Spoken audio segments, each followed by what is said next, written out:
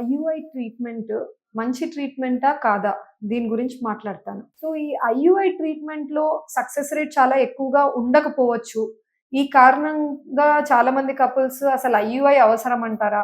డైరెక్ట్‌గా test tube baby లాంటి పద్ధతి వెళ్ళిపోతే బెటరా? ఇది యూజ్ ఉంటుందా ఈ ట్రీట్మెంట్ అనేది క్వెషన్ చేస్తూ ఉంటారు. ఇవాళ నేను దాని గురించి మాట్లాడతాను. మొదటిగా మనం చూసినట్టయితే ఒక లేడీ రిప్రొడక్టివ్ సిస్టమ్ ఇలా ఉంటుందండి.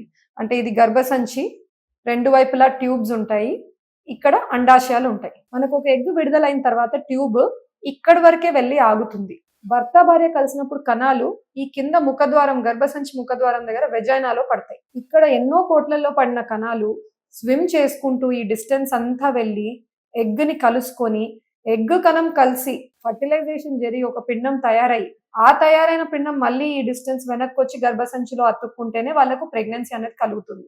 న్యాచురల్ గా ఇలా జరగాలి. నువ్వు ఐయుఐ వెళ్ళినప్పుడు మీకు ఎలా ఎక్స్ట్రా సక్సెస్ రేట్ వస్తుంది అంటే, నార్మల్ సిచ్యువేషన్ లో కణాలు ఇక్కడ కింద పడతాయి. మేమేం చేస్తున్నాము, భర్త ఇచ్చిన కణాలని మంచిగా ప్రాసెస్ చేసి, అవసరం లేని డెడ్ స్పర్మ్స్, కదలిక లేని కణాలని వాటన్నిటిని సపరేట్ చేసేసి, మంచి కదలిక ఉండే కణాల ఫ్రాక్షన్ మాత్రమే తీసుకొని పైన భాగంలో ఇక్కడ వేస్తున్నాం.